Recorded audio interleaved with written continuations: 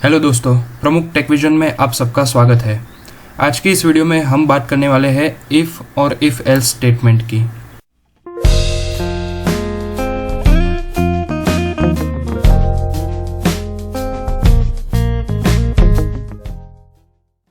Main topic को तो हम वैसे कहते हैं decision control structures in C language या फिर decision control statements in C language.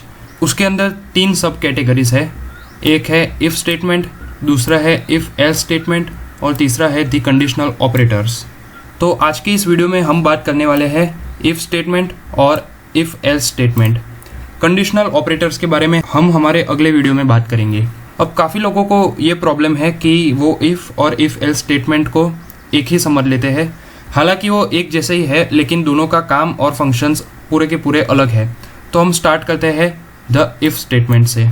तो आइए पहले इफ़ स्टेटमेंट का सिंटैक्स हम देखते हैं। तो हम लिखेंगे इफ़, फिर ब्रैकेट में लिखेंगे दिस कंडीशन इज़ ट्रू, मतलब ब्रैकेट में हम कोई कंडीशन लिखेंगे। अगर वो कंडीशन ट्रू है तो ही हम जो स्टेटमेंट नीचे लिखेंगे प्रिंट एफ में वो स्टेटमेंट एग्जीक्यूट होगा, या तो फिर नीचे और कोई कोडिंग की होगी तो ही वो कोडिंग एग्जीक्यूट होगा। मैं फिर से रिपीट करता हूँ। हम लिखेंगे इफ़, फिर ब्रैकेट करेंगे, उसके अंदर हम कोई भी एक कंडीशन दे देंगे जो हमारे प्रोग्राम को सेटिस्फाई करे। अगर वो कंडीशन सेटिस्फाई हो गई सिर्फ और सिर्फ तो ही उसके नीचे वाला स्टेटमेंट एग्जीक्यूट होगा, वरना कुछ भी एग्जीक्यूट नहीं होगा। तो हम इसी तरह डिटेल में समझते हैं। The condition following the keyword if is always enclosed with the pair of parenthesis. अब पेयर ऑफ पैरेंथेसिस यानी सिंपल पेयर ऑफ ब्रैकेट्स, जो हमारे मैथ्स में जिसे हम स्मॉल ब्रैकेट्स कहते हैं वो। और एक बार मैं आपको यहाँ पर बताना चाहूँगा कि पेयर ऑफ पैरेंथेसिस और पेयर ऑफ ब्रेसिस दोनों चीज़ पूरी अलग है। पेयर ऑफ ब्रेसिस होते हैं कर्ली ब्रैकेट्स ऐसे, और यहाँ पे हमें यूज़ करना है पेयर ऑफ पैरेंथेसिस, इसलिए ब्रेसिस हम यूज़ नहीं करेंगे यहाँ पर। अगर आपने गलती से ब्रेसिस को यूज़ कर दिया तो वहाँ पर ज़मीन आसमान का डिफरेंस हो जाएगा। नेक्स्ट है इफ़ द कंडीशन, जो कंडीशन हम डालेंगे वहाँ पर वॉट एवर इट इज़, कोई भी कंडीशन हो वो is true then the statement is executed. अगर वो कंडीशन सेटिस्फाई हो गई तो फिर इफ़ स्टेटमेंट उसे एग्जीक्यूट कर देगा, यानी कि वो हमारे आउटपुट पे डिस्प्ले होगा। और अगर वैसा ना हुआ तो क्या करेंगे? तो if the condition is not true the statement is not executed. और अगर कंडीशन ट्रू नहीं हुई तो स्टेटमेंट एग्जीक्यूट होगा नहीं। अब एग्जीक्यूट नहीं होगा तो क्या होगा? उसके आगे का कोई कोडिंग होगा या वैसा कुछ होगा आगे। तो इफ़ स्टेटमेंट में अगर हमारी कंडीशन एग्जीक्यूट नहीं हुई तो आगे प्रोग्राम कुछ भी नहीं करेगा। प्रोग्राम वो वाले पूरे इफ़ स्टेटमेंट के पेयर ऑफ पैरेंथेसिस में कोड है वो पूरा स्किप करके नेक्स्ट कोड जो आगे आने वाला हो प्रोग्राम में वो डायरेक्ट रन करेगा।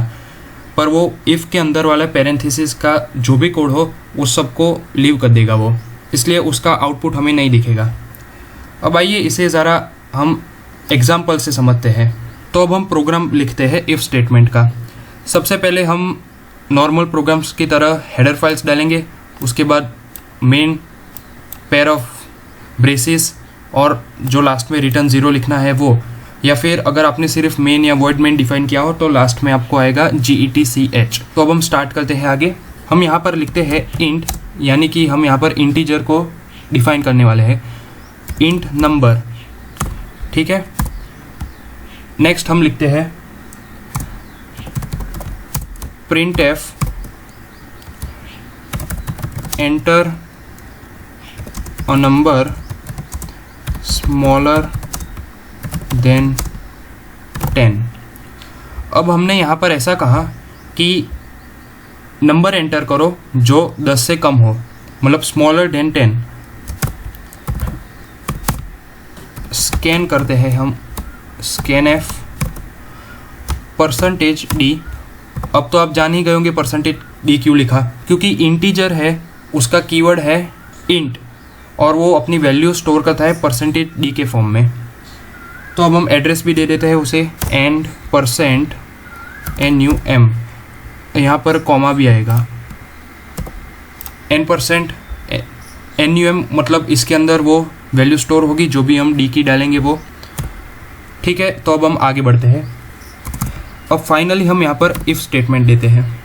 इफ़, अब हमें कंडीशन, उसका सेंटेक्स याद कीजिए, if the condition is true, तो अब यहाँ पर हमें कंडीशन लिखनी है। तो कंडीशन क्या है, NUM less than 10।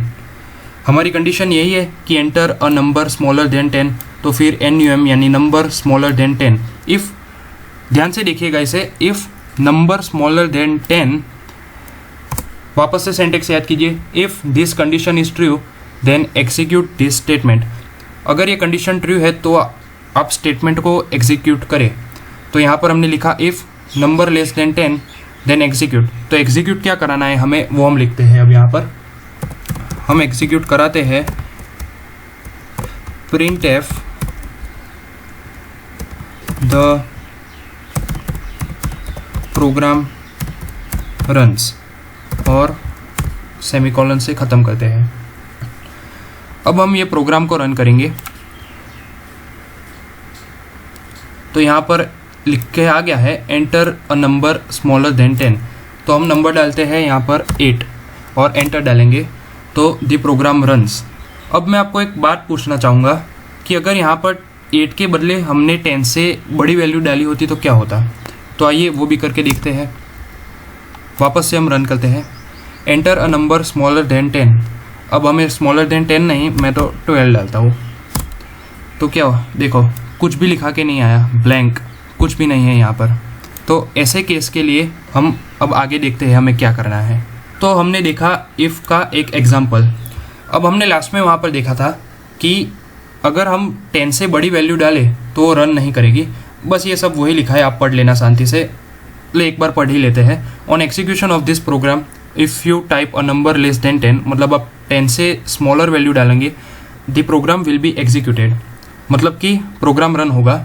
Now if you type some other number greater than 10, अगर आप 10 से बड़ी वैल्यू डालोगे then the program doesn't do anything.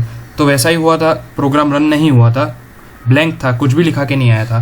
तो ऐसे केस में हम क्या करेंगे, तो ऐसे केस में हम एल्स स्टेटमेंट का यूज़ करेंगे। तो अब आइए देखते हैं एल्स स्टेटमेंट। तो इफ़ एल्स स्टेटमेंट इसका नाम है। The if statement by itself will execute. ये सब एक ही चीज़ है जो हमने अभी तक पढ़ के आए हैं, वही चीज़ है ये सब। Will execute a simple statement और a group of statements when the condition following it is true. वही देखा हमने, अगर कंडीशन ट्रू हो तो फिर वो सिंगल स्टेटमेंट हो या फिर अ ग्रुप ऑफ स्टेटमेंट हो, वो सब रन करेगा। लेकिन अगर कंडीशन फॉल्स हो गई तो फिर वो सिंगल स्टेटमेंट हो या फिर ग्रुप ऑफ स्टेटमेंट हो, कुछ भी रन नहीं करेगा। वो इफ़ का पूरा पेयर ऑफ पैरेंथेसिस को स्किप करेगा, यानी कि उस ब्रैकेट के अंदर जो भी है वो सब कुछ स्किप करेगा। उसके अंदर हमने पेयर ऑफ ब्रेसिस नहीं डाले थे। इफ़ स्टेटमेंट के बाद पेयर ऑफ ब्रेसिस डालते हैं, मतलब उसका एक अलग सेक्शन बनाने के लिए। लेकिन अभी हमें सिर्फ एक ही सेंटेंस रन करना था, इसलिए हमने वो नहीं किया। इसके बाद हम आगे कोई एग्जाम्पल लेंगे तो वो ज़रूर से रन करेंगे। तो यहाँ तक हमने बात की थी इफ़ स्टेटमेंट में। अगर अभी भी हमें प्रोग्राम रन कराना है तो हम एल्स स्टेटमेंट लिखेंगे, यानी कि हमें क्या करना है, सिर्फ यहाँ पर एल्स लिखना है और फिर जो हमें रन कराना है वो हम यहाँ पर लिख देंगे। एकदम सिंपल है। ऊपर लिखा है द प्रोग्राम रन्स, तो नीचे लिखेंगे the program does not run. ठीक है, और यहाँ पर ख़त्म करेंगे। अब देखिए, ध्यान से सुनिएगा, यहाँ पर लिखा है enter a number less than 10। अगर ये प्रोग्राम रन करने के बाद मैं 10 से कम नंबर लिखूँगा, यानी कि मैं 5 लिखूँगा, तो फिर लिख के आना चाहिए द प्रोग्राम रन्स। और अगर मैं 12 वैल्यू डाल दूँ तो लिख के आना चाहिए the program does not run. तो आइए देखते हैं हमने जो लिखा वो सही है। रन किया हमने यहाँ पर enter a number less than 10। पहले तो हम यहाँ पर 8 दिए, अब 8 डाला तो द प्रोग्राम रन्स आ गया। ठीक है, और अगर हम यहाँ पर /n पहले मैं डाल देता हूँ, क्या थोड़ा अच्छा लिखे। अब मैं लिखूँगा यहाँ पर 12। ठीक है, देखते हैं। तो 12 यहाँ पर हमने लिखा, the program does not run, मतलब कि हमने जो भी कोडिंग की वो सब सही है। अब हमने यहाँ पर क्या किया वो मैं आपको एक बार समझाता हूँ। यहाँ पर हमने डाला है इफ़ में नंबर लेस देन 10। अगर हम यहाँ पर नंबर लेस देन 10 डालेंगे तो फिर यहाँ पर प्रिंट होगा द प्रोग्राम रन्स। और अब हम जिसके लिए ये प्रोग्राम रन कराए वापस से, वो एल्स स्टेटमेंट की बात करें तो इफ़ से जो ना हो पाए वो हम एल्स को देंगे।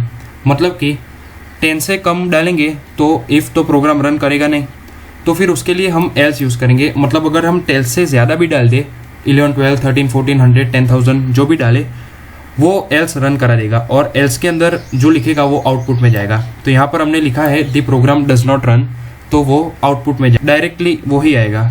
ठीक है, यहाँ तक आपको क्लियर होगा। अब एक और एग्जांपल लेकर मैं ये टॉपिक और भी क्लियर करना चाहता हूँ, तो आइए पहले मैं पूरा एक एग्जांपल लिख देता हूँ। तो यहाँ पर मैंने पूरा एक अलग प्रोग्राम लिख दिया है। अब इस प्रोग्राम में करना क्या है वो मैं आपको ज़रा शॉर्ट में बता देता हूँ। यहाँ पर हमने इंटीजर डिफाइन किया है, ए और बी 2 वैल्यू ली है। फिर हमें प्रिंट कराया है कि एंटर 2 नंबर्स, मतलब 2 नंबर हमें चाहिए, तो उसे स्कैन कराना पड़ेगा। तो हमने स्कैन कराने के लिए %d 2 बार यूज़ किया है, क्योंकि ए और बी 2 वैल्यू है इसलिए %d का यूज़ हम 2 बार करेंगे। हमने एड्रेस दे दिया है, एक %d को n% a का और दूसरे %d को n%b का। अब हम डायरेक्ट हमारे टॉपिक पे आते हैं। तो इफ स्टेटमेंट में यहाँ पे मैंने डाल दिया है इफ a + b < 50। अब मान लीजिए कि मैंने a की वैल्यू डाली 10 और b की वैल्यू डाली 20। 10 + 20 = 30 < 50। ओके है, यहाँ पर वही होगा। तो उसका मतलब क्या कि यहाँ पर ये जो लिखा है स्कूल इज़ ओपन टुडे वो प्रिंट होना चाहिए। ठीक है, और अगर मैंने a को ले लिया 30 और b को भी ले लिया 30, मतलब 30 + 30 = 60 इज़ नॉट लेस देन 50, तो वहाँ पर लिख के आना चाहिए the school is close today. यानी कि मैंने पहले कहा था जो इफ़ नहीं करेगा वो एल्स कर पाएगा। तो आइए हम रन करके देख लेते हैं। एक बार हम डालते हैं a को 10 और b को 20। a को डाला हमने 10, b को डाला हमने 20, तो 30 इज़ लेस देन 50। तो यहाँ पर आ गया है, देखिए स्कूल इज़ ओपन टुडे। ठीक है, तो करेक्ट है हमारा, school is open today. If statement run कर गया क्योंकि कंडीशन सेटिस्फाई कर गई। और दूसरी बार मैं रन कर रहा हूँ और a को 30 डालता हूँ और b को भी मैं 30 डालता हूँ, तो 30 + 30 is 60 which is greater than 50। तो स्कूल इज़ क्लोज टुडे आ गया है यहाँ पर। मतलब कि इफ़ और एल्स स्टेटमेंट दोनों के दोनों यहाँ पर एग्जीक्यूट हम कर सकेंगे। वो यूज़र पे डिफाइन करेगा सिर्फ कि क्या करना है उसे। तो उम्मीद है अब आपको इफ़ और एल्स स्टेटमेंट एकदम क्लियर होंगे। वैसे आने वाली वीडियोज़ में इफ़ और एल्स स्टेटमेंट की बहुत सारी प्रैक्टिस करने वाले हैं हम, इसलिए आप टेंशन मत लीजिए। लेकिन यहाँ तक आपका कॉन्सेप्ट एकदम क्लियर हो गया होगा। तो अगर वीडियो पसंद आई तो फिर चैनल को लाइक और सब्सक्राइब कीजिए और वीडियो देखने के लिए शुक्रिया।